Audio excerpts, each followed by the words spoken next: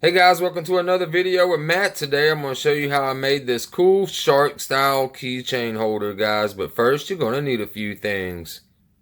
Alright, so to get started on this project, guys, you're going to need some scrap wood. You need a template to trace out. You can find those online or draw your own. You need a pen or pencil. You need a pair of scissors, a jigsaw, a sander. You'll need a propane torch, a wire brush. You'll need to find you some key ring hooks. You also need to have a tape measure, a fire extinguisher, wood clamps, a drill, and a tiny drill bit to drill your little pilot holes for your key ring hooks. And as always, guys, safety first. You need to have some protective eyewear, a dust mask, and gloves.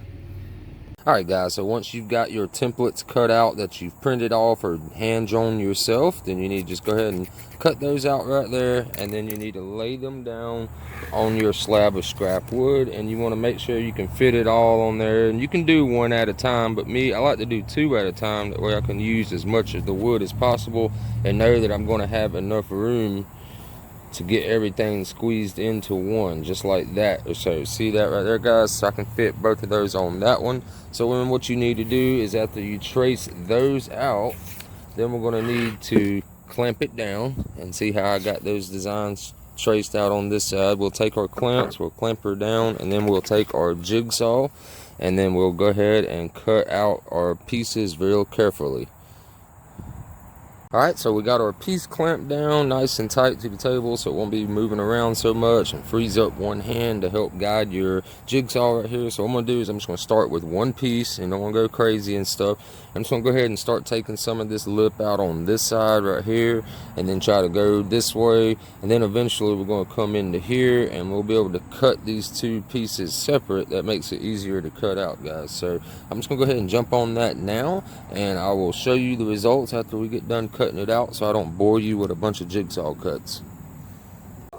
Alright guys, so as you can see, we went ahead and got our shark rough cutted out right here, guys. So what we need to do now is take our sandpaper and just go ahead and hit these edges and go ahead and smooth in here. And if you got to, use some files and little chisels to make it real nice and smooth in these areas right here. And as you can see though, the sea turtle didn't quite make it while we were cutting it out right here. I was coming down this line right here, and the board decided to break right in half, guys. So I'm going to try to salvage this board right here for maybe a smaller sea turtle, so we'll do that in another video. But for the rest of the video, we're going to mainly focus on getting this shark ready to go. So here we go. We're going to go ahead and get it sanded down nice and smooth and all that real quick, get all the rough edges.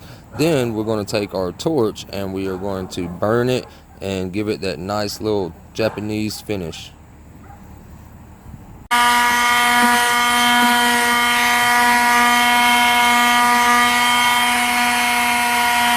Alright, so now we got all of our edges nice and smooth, and even on the back side where the blade was against the wood, went ahead and sanded that down all nice and smooth. So now we are ready to take our torch and go ahead and burn the piece on both sides, and then we'll have to scrub it later with our wire brush. But let's go ahead and get it burned with the torch now.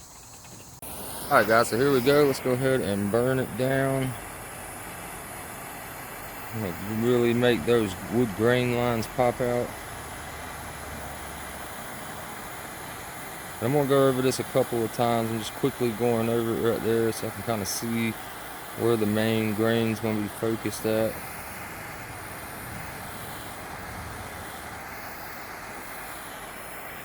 That's going to come back. It's pretty cool how the little zebra stripe effect is going to go on this wood. I really like that. As you can see, it's simple though. You just go over it. You don't want to just light it on fire, you know what I mean? You can a little bit in some spots, but I'm just barely going over the wood with the flame right there. Alright. So now, that looks pretty cool right there. I like that. Now I can flip it over to this side. Do the same thing.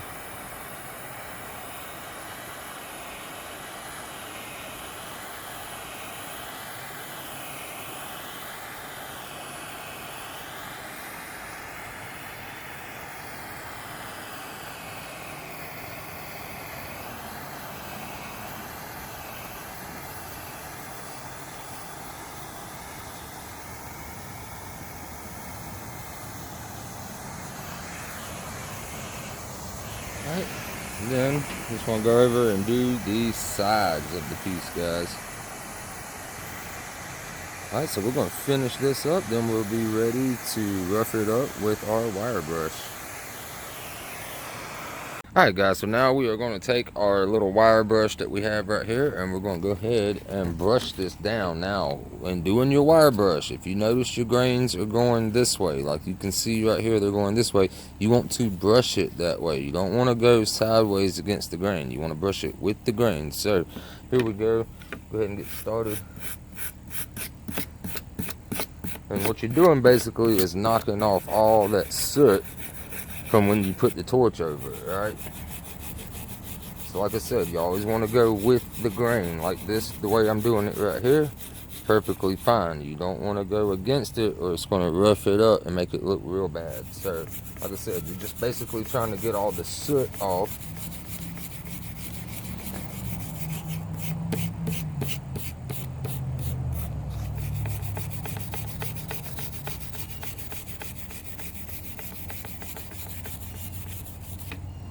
Alright, you can start to see the difference already, how it turns that nice light, like walnut almost color like that. And we haven't even touched this area yet in the front, so let's go ahead and hit that.